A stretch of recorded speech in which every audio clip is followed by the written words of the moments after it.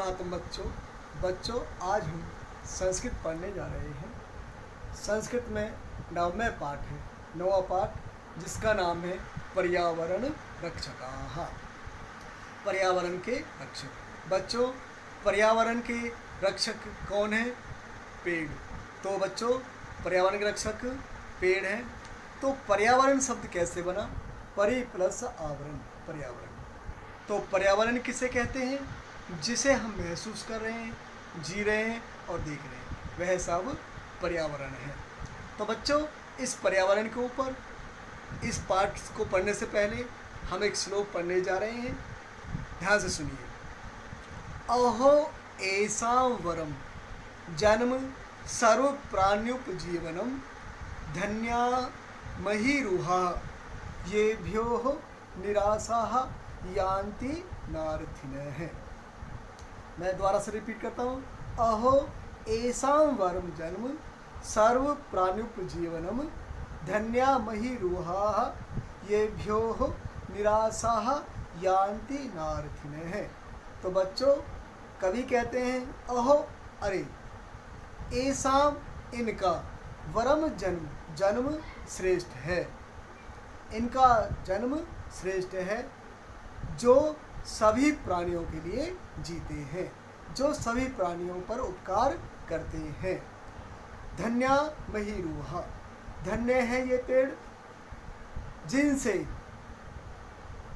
मांगने वाले भी निराशा यान्ति, निराशा न यान्ति, निराश नहीं होते हैं। नार्थिने, न प्लस अर्थिने, अर्थिने मीन्स मांगने वाले, चाहने वाले। बच्चों, दोबारा से रिपीट करता हूँ। इनका जीवन, इनका जन्म धन्य है, जो अपना जीवन सही प्राणियों पर न्यौछावर करते हैं।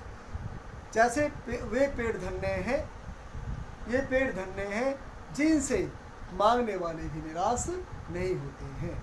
तो बच्चों, इन्हीं पेड़ों के ऊपर, इसी पर्यावरण के ऊपर यह पूरा पाठ पढ़ाया जा रहा है। आप ध्यान से सुनिए। संस्कृत उच्चारण आपको ध्यान रखना है और संस्कृत उच्चारण के साथ साथ अर्थ भी ध्यान में आपको रखना है। अब हम आरंभ करते हैं। मनीष है। अये प्रत्युष, अरे प्रत्युष, तुम एतत् पद्यम किमर्थम गायासि? तुम यह पद्य क्यों गा रहे हो?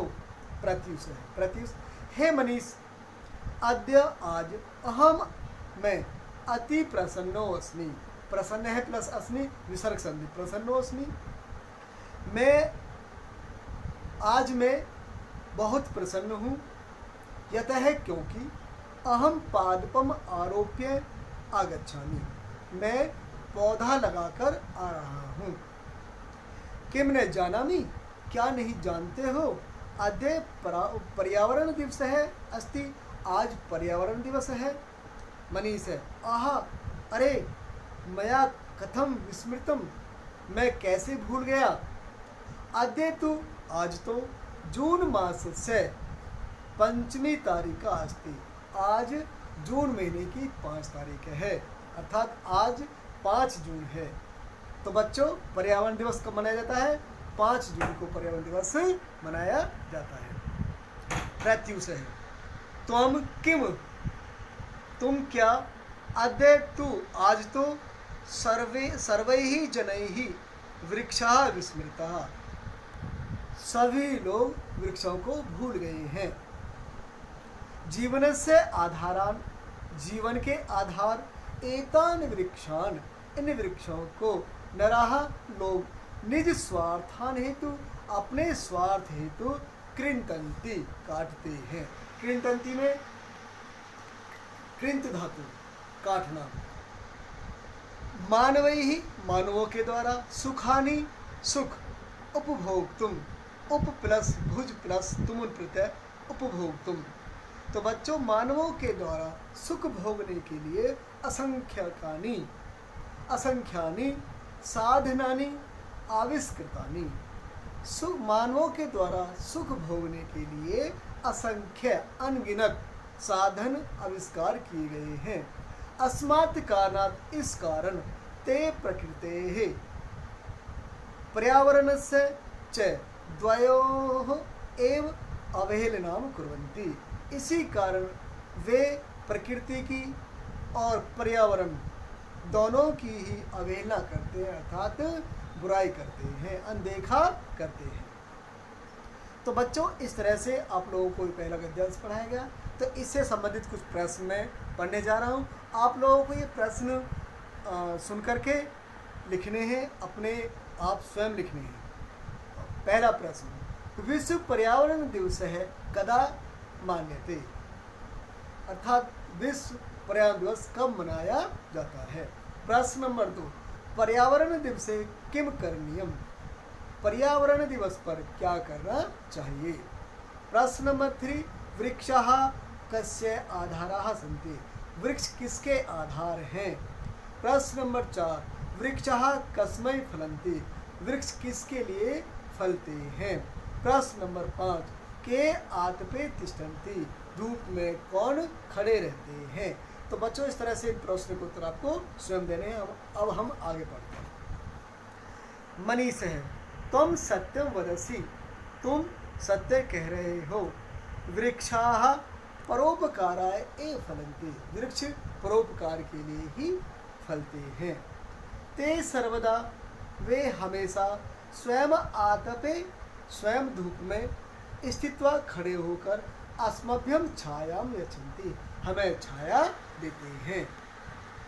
प्रत्युष है, न केवलम छायाम, केवल छाया ही नहीं, अपितु पुष्पानि फलानि काष्ठानि औषधानि गंधम चापि न जाने अन्यम किम किम, केवल छाया ही नहीं अपितु फूल फल लकड़ियाँ दवाइयाँ और सुगंध न जाने अन्य क्या क्या देते हैं।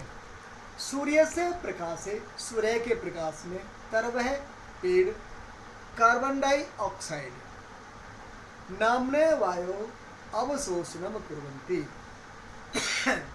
सूर्य के प्रकाश में पेड़ कार्बन डाइऑक्साइड नामक वायु को अवशोषित करते हैं। अपीच, और क्या, ते ऑक्सीजनम अर्थात प्राण वायु, ऑक्सीजन वायु जिसे बोलते हैं ऑक्सीजन वायु, जो हमें जीने में सहायक है, जिससे हम जीते हैं, उसे बोलते हैं ऑक्सीजनम अर्थात ऑक्सीजन, प्राण वायु संस्कृत में। तो कार्बन डाइऑक्साइड नामक वायु को अवशोषित करते हैं। और क्या, वे ऑक्सीजन प्रदान करके, प्रदान करके पर्यावरणम शुद्धम, पर्यावरण को शुद्ध, स्वस्थम च कृत्वा, और स्वस्थ करके संतुलितम कुर्वन्ति, संतुलित करते हैं। वृक्षाणाम अभावे, वृक्षों के अभाव में भूमि रक्षण से भूस्खलन से अनावृष्टेः अतिवृष्टेः च उत्पाताः भवन्ति। वृक्षाणाम अभावे, वृक्षों के अभाव में भूमि रक्षा की, भूस्खलन से भूमि धंसना अर्थात भूकंप, अनावृष्टि वृष्टि न होना, अतिवृष्टि और अधिक वर्षा, उत्पाता आदि उत्पात होते रहते हैं। वृक्षः स्वमूलै, वृक्ष स्वमूलै अपनी जड़ों से मृत्तिका बदद्वा, मिट्टी बांधकर, बद धातु कत्वा करता बदद्वा, वृक्ष अपनी जड़ों से मिट्टी को बांधकर तस्याः रक्षणं कुर्वन्ति, इसकी रक्षा करते हैं। वृक्षाः प्राणिनां आश्रयदातारः अपि सन्ति, वृक्ष प्राणियों के आश्रय देने वाले भी हैं।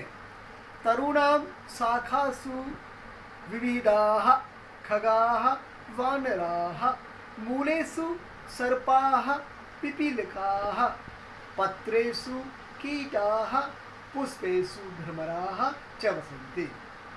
पेड़ों की शाखाओं पर विविध पक्षी, बंदर, मूलेषु जड़ों में सांप, चींटियाँ, पत्रेषु पत्तों पर कीड़े, पुष्पेषु फूलों पर भंवरे, और फूलों पर भंवरे रहते हैं। मनीष है, हे मनीष, प्रत्युष किम क्या, तुम जानासी, तुम जानते हो वृक्षच्छेदनम अपराधे अस्ति, क्या तुम जानते हो वृक्ष काटना अपराध है? प्रत्युष है आम, हाँ, अहम जानामि, मैं जानता हूँ, अहम एतदपि, मैं यह भी जानामि जानता हूँ, यत्कि एक है द्रुमे, एक पेड़ 10 पुत्र समय भवति, 10 पुत्रों के समान होता है। अतः प्रत्येक वर्ष जुलाई माह से जुलाई के महीने में एकम पादपम, एक पौधा अवश्यम रोपणीयम, अवश्य लगाना चाहिए। वृक्षः अस्माकं रक्षकाः सन्ति, वृक्ष हमारे रक्षक हैं। तेषां रक्षणे एव अस्माकं रक्षणम अस्ति, उनकी रक्षा में ही हमारी रक्षा है। अतः वृक्षारोपणीयाः रक्षणीया च, अतः वृक्ष लगाने चाहिए और उनकी रक्षा करनी चाहिए। नमो नमः वृक्ष देवताभ्य, वृक्ष देवता को नमस्कार। तो बच्चों, इस तरह से हमने वृक्षों के ऊपर यह पाठ पढ़ाया और आशा करता हूँ आप भी जुलाई के महीने में या जब भी अवसर मिले एक पौधा अवश्य लगाएं, जिससे हमारे पर्यावरण की रक्षा अवश्य हो और होनी चाहिए, जिससे हमारी आयु दीर्घ हो। अब इस पाठ से संबंधित विशेष अन्वय, जो श्लोक पढ़ाया गया था बच्चों, इसका अन्वय ध्यान से सुनिए। अहो सर्व प्राणी उपजीवनम एसाम जनम वरम महीरुहा धन्या येभ्य अर्थिनः निराशा न जानती। अशुद्धि संशोधन के प्रकार, संस्कृत में वाक्यों को शुद्ध रूप से लिखने के लिए निम्नलिखित नियम हैं। इन नियमों का उल्लंघन होने पर वाक्य अशुद्ध हो जाता है। ध्यान से सुनिए। कर्तरी क्रियापद पुरुष एवं वचन के अनुसार, जैसे त्वम क्रीडसी, तुम यहाँ पर मध्यम पुरुष है और मध्यम पुरुष की ही क्रिया का प्रयोग किया गया है, तो क्या बन गया बच्चों? त्वम क्रीडसी। इसलिए कर्तरी और क्रियापद के पुरुष और वचन दोनों समान होने चाहिए। उपपद व्यक्ति के आधार पर तौ मात्रा सह गच्छते, वे दोनों माता के साथ जाते हैं। यहाँ सह के योग में तृतीया व्यक्ति का प्रयोग हुआ है, तो बच्चों सह के योग में तृतीया है, अतः माता शब्द मात्रा तृतीया व्यक्ति का प्रयोग किया गया है। तो आपको ये पद भी ध्यान रखना है। उपपद शब्द रूपों के आधार पर, सह मम मित्रमस्ति, वह मेरा मित्र है। तो बच्चों यहाँ शब्द रूप क्या? मित्रम शब्द है, तो मित्रम नपुंसकलिंग शब्द है, तो इसलिए मित्र है नहीं आया, तो क्या आया? मित्रम, तो वह मेरा मित्र है। विशेषण विशेषण के आधार पर निर्मलम जलम, देखिए जैसा विशेष होता है विशेषण भी वैसा ही होता है। यदि पुल्लिंग विशेषण विशेष है तो विशेषण भी पुल्लिंग होगा, यदि स्त्रीलिंग विशेष है तो विशेषण भी स्त्रीलिंग होगा, और नपुंसकलिंग विशेष है तो विशेषण भी नपुंसकलिंग होगा। जैसे निर्मलम जलम, निर्मल जल। वर्तनी के आधार पर अहम दूधम पास्यामि, मैं दूध पीता हूँ। तो वर्तनी यानी लिखने का तरीका, बेटा लिखने का तरीका भी होना चाहिए कि किस तरह से संस्कृत को लिखा जाता है, यह भी अशुद्धि का कारण है, तो उसका भी ध्यान आपको रखना है। तो इस तरह से आपको अशुद्धि संशोधन भी ध्यान रखना है। शब्दकोश, अब मैं आपके सामने शब्दकोशों का उच्चारण करने जा रहा हूँ, ध्यान से सुनिए। वरम श्रेष्ठ, महीरुहा वृक्ष, यान्ति जाते हैं, औषधनम ऑक्सीजन, आरोप्य लगाकर, पिपीलिका चींटियाँ, भ्रमराः भौरे, मूलेषु जड़ों में, प्रदाय देकर, तरुणाम पेड़ों की, छेदनम काटना या कटाई, अनावृष्टि सूखा, भूस्खलनम जमीन धंसना यानी भूकंप, अवशोषणम सोख लेना, मृत्तिका मिट्टी, अतिवृष्टि भारी वर्षा। नई धातुएं रूह उगना या जाना, संधियुक्त शब्द परि प्लस आवरण पर्यावरणम, परि प्लस आवरणम पर्यावरणम, वृक्ष प्राच्छेदन वृक्षच्छेदन।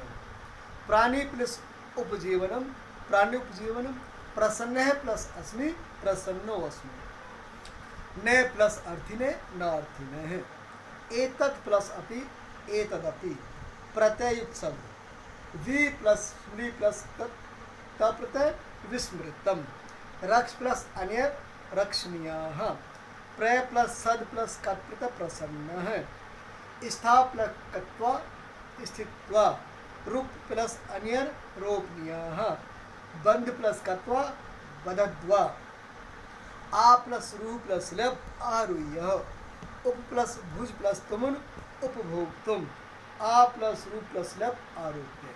तो बच्चों इस तरह से आप लोगों के नई धातुएं, शब्दार्थ, संधि पद और प्रत्ययिक पदों का भी अध्ययन किया गया है। अतः आपसे आशा करता हूँ कि आप इस वीडियो को सुनकर इस पाठ की हिंदी और जो भी विशेष पद आए उनका ध्यान रखें। धन्यवाद।